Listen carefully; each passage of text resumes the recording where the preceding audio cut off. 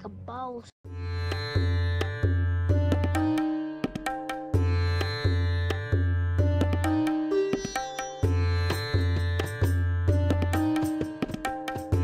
All right, ladies, so look, I gotta give a warning.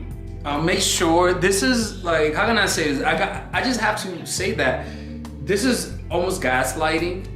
And the truth of the matter is that is the only part of the videos that I make that I'm not too proud about, because this is something that people use to abuse people, okay? But I don't want to throw the baby out with the bathwater with the fucking baby. Okay, so it's kind of like, listen to this and just understand the core and the soul of this. Don't apply some of these things so directly and abusively, and don't get this masochistic, sadistic kind of pleasure from this, because it's fucked up, and this is something I have to warn you guys about. Anyways, this is Alex, your toxic dating coach. So today we're gonna be talking about 5 ways to make him needy for you, okay? And by the way, we're having a seminar in LA, Miami, New York City, Chicago, okay? We're gonna have the one in New York City, May 29th, and then in June, we're gonna be in LA. We're gonna be in 4 cities in June, okay? So check out where the dates are, where I'm gonna be in your city, and let's begin this, okay?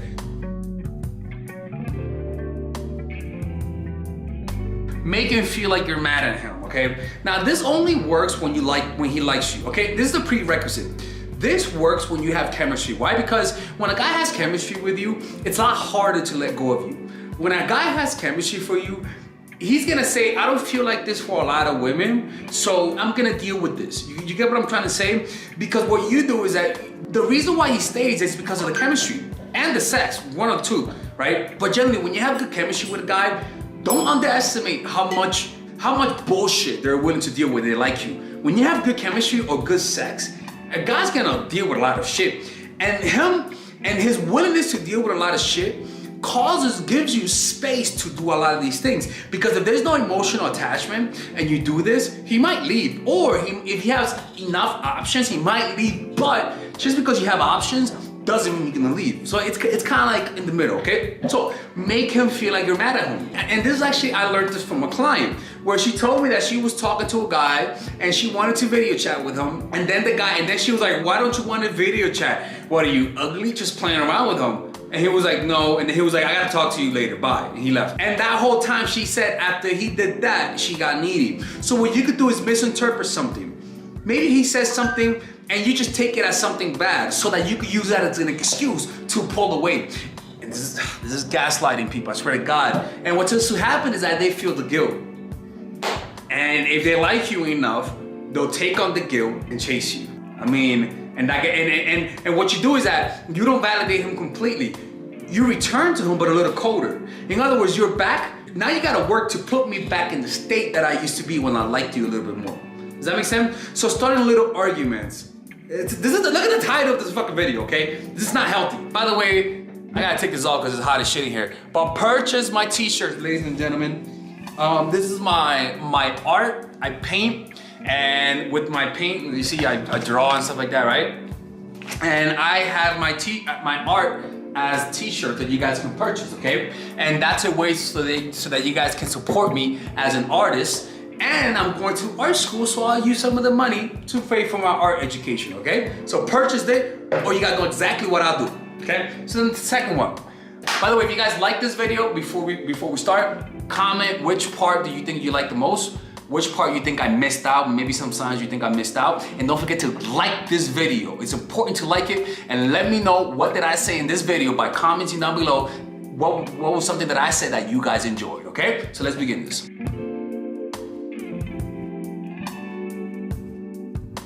Leave him alone when you're away. Listen to me. When you're with him, you could be as needy as you want to fucking be. Okay? You could fucking look at him with those creepy eyes and shit, right? You could give him a gift. You could do whatever the fuck you want. But you always have to balance that with the, like I always say, look, some of you guys are saying, you already said this, but some of you guys are hard-headed. Some of you guys, I tell you this and it just doesn't get through your head, okay? So I gotta keep repeating it until you guys don't have to watch these videos.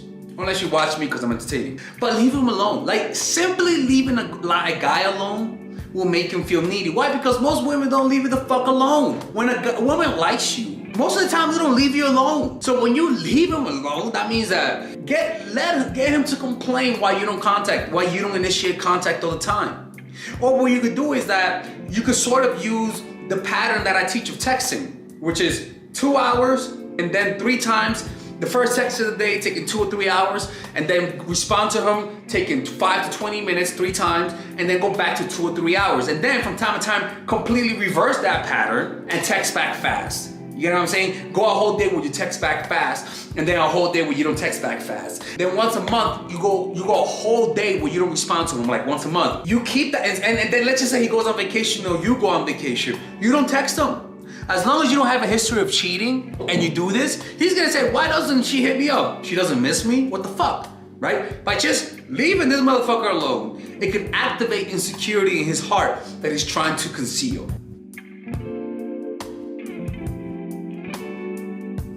The next one is something that I teach a lot, which is the art of insinuation. Pretty much, it's all about talking about something that makes him feel insecure, comparing him to somebody else, and switching the topic, okay? Now, I know I say this and you're like, have we heard this before? Okay, all you motherfuckers saying you heard this before. How many times have you done it? Exactly, right? So that's why I gotta keep repeating it. Teach you this, and it sounds simple, but the hard part is that you guys don't do it, okay? So by simply insinuating, so an example is, again, let's just say that he is a programmer. You could be like, oh wow, I love this guy who's a traveler. He's so adventurous, and he's always athletic, and he's like, I love this guy who's athletic. He's so cool because he travels. And he's like, oh yeah. And then you change the topic. Then you change it. Anyways, fucking Bobby the programmer, what are you up to this week?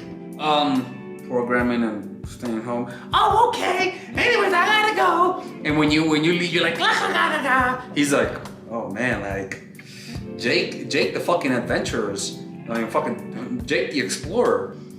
Travels, skydives, and here I am fucking programming. Oh, man, he is totally, I could lose this girl, man. You make him feel like it comes from him because you didn't talk about the subject. You just changed the topic. As soon as you change the topic, he's gonna have to process that because you jabbed at an insecurity and then you change the topic. So he couldn't process it. So he's gonna process it when you're away, and it's gonna feel like it comes from him. So you could use this with anything. It could be that your kid is a fucking little asshole and he doesn't behave, and you're like, oh wow, I love little baby Tyrone, the mathematician. He behaves so good, little Timmy. Anyways, little Timmy, what you up to this week? Oh, I'm nothing. Just getting in trouble. Oh, okay. And horrible example. But the point is that compare him to somebody who doesn't have what he has, right? Something that you know is, if he's a dude who doesn't feel masculine, compare him to The Rock or whatever the fuck it is, right? Because what that does, it creates, or it could simply be compare him, if he's poor, compare him to somebody who's ambitious. Let's just say he's a pothead who doesn't work. I'm a pothead, but I do a lot of work. But let's just say he's a pothead who doesn't work, who is lazy. Compare him to somebody that he knows that's productive and change the topic. Say, I find that so attractive when somebody does that. Change the topic, right? Because what will happen, if he's a healthy person, he's gonna start working. But also, he's gonna start working to get your validation. He's gonna be like, look, hey, look, remember when you say I'm lazy? Look, I'm doing work. But in the process of him trying to do that work and impress you, he actually ends up backward rationalizing that the fact that he's doing that, it means that he likes you. It puts him in a needy state because it's kind of like if you one time a girl called me fat, and I remember that shit. 2 months later, I was like, yo, come over here. And then I was like, look, I'm not fat no more, right? She was like, you don't look different. I'm like, bitch, my scales are looking fucking different.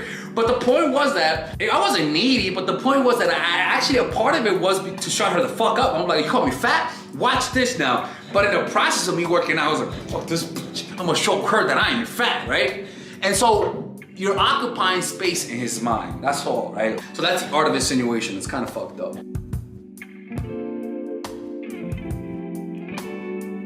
The fourth one, create a pattern of neediness and then break it, right? So it could be that you were texting him a lot. It could be that you were calling him a lot. It could be that you were always there, right? You were actually acting needy. In fact, he took you for granted. In fact, he felt like you were never gonna leave him. And then you break that fucking pattern. You stop initiating contact. That don't mean that you don't respond. You respond. You say yes to the dates. But now you're a little colder. Now you're not initiating them. Now you don't sound as excited. When you're with them, you're there, don't get me wrong. But when you're not with them, you make him feel like you forgot him. In fact, sometimes, heck, you might even cancel the day when you decided to pull away. You might even cancel a date that week, strategically speaking. The point is that when you do that, and you creating that pattern, in his mind, he's not gonna understand why that happened. And so he's gonna ask himself, why did I do something wrong? And he's gonna start self-reflecting. And that self-reflection is gonna cause him to feel needy and insecure. And the only way for him to remove that insecurity is to go at the source that caused it, which is you. Now, this is fucked up, like I always say, but this is what gets him needy. So, but again, you break that pattern, right? You're texting him every day, you call him every day, and you say yes to all the dates, and all of a sudden, you take a long time to respond now. All of a sudden, you say no to the date, you cancel the date. All of a sudden, you're a little bit more colder that week, and then you go back to normal. And no, not normal, but then you go back to a moderate way of talking to him. That means that you're not needing no more, but you show him you like him. Before you responded instantly, and then when you went cold, when you broke the pattern, you responded 4 hours later, but now you're responding 5 minutes, 20 minutes, a moderate type of response that doesn't look too needy, but doesn't also look too disinterested. You get what I'm saying? And so you want to go through those periods: super needy, moderate, super cold, moderate, needy, and that kind of stuff keeps him on his toes. And the truth is that they kind of like that. It's kind of like you want something you can't have. It's a challenge. You know, we all have that masochistic type of desire inside of us.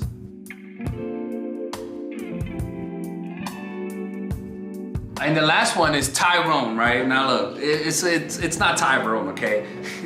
It's put him in a sexually competitive state, like I always talk about. Putting a guy in a sexually competitive state is something that's so important that I have to reiterate it. And the reason why is this: when a guy sees in general, any human being, when they see that they want something that you have, all of a sudden that thing goes up in value. When a guy sees that that you're talking about Tyrone, the personal trainer, Jake, the fucking basketball player, fucking Bob, the builder, fucking whatever, as long as you let him know, I have a best friend at work. You know, don't worry about him, he's fine, but he's so cool. And you talk good about the fucking guy who is your best friend at work, which we all know he's trying to fuck you. That puts him in a sexually competitive state, right? But similar to insinuation, when you bring this up, when you bring up the fact that your salsa teacher is a good teacher, you change the topic. As long as you bring him up and you don't elaborate on it, you change the topic, he's gonna start thinking about it, right? Again, it's all about, you can either introduce him to your male friends, you could tell him about your male best friend, you could just don't hide the fact that you have male friends. That's pretty much it. Because when you like the guy, you try to hide those guys because you're afraid that he gets jealous. But when you don't like the guy, you bring him up. You get what I'm trying to say? So, and that's why the guys that don't like you, that you don't like you, because you're willing to do all of this. So just bring up random guys. You don't have to force it. You could just be natural if you have male friends. Now, if you don't have male friends, you could just say you have a personal trainer who gives you discount. You could say that you have a student, a classmate in class that gives you the homework. Don't say he's doing it because he likes you. Just say, oh, he's so nice. Act oblivion to the fact that maybe he's trying to do that to bang you. Say, oh, he'll never bang me. Tyrell will never, ever, ever try to bang me, even though he's big and black. Right? He's like, oh, really, bitch? Okay, all right, sure. Right? Not the first time I heard that story. And those are the 5 ways to put a guy needy. At the end of the day, what matters is that he likes you. Okay? What matters is that he likes you, because if he doesn't like you, then he's not gonna react to this as much. You get what I'm trying to say? All right. Anyways, ladies, this is Alex, your toxic dating coach. We're having a seminar in Miami, New York City, LA, California. Chicago. So if you guys want to purchase the tickets, purchase them now before they run out. It all depends on the coronavirus, but 100% we're having it in New York City. May 30th, May 29th, I believe. Purchase the tickets now while they're affordable before they go up, because I gotta pay for everything. You get what I'm trying to say? It's gonna be a 2-day seminar. It's gonna be a nice girl seminar for girls who are nice. Okay? It might be a 1 or 2 days. It doesn't matter. The price, like if it's 1 or 2 days, it doesn't matter, because I'm gonna get. The point is that you're gonna leave knowing how to not be the nice girl. Okay? Whether it takes 1 or 2 days, it doesn't matter.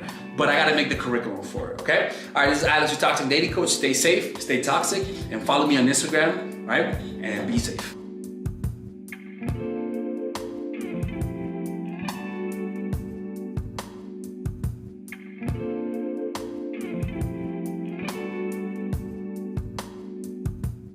All right, ladies, so finally, I have released my second course for women, which is Natural Chemistry.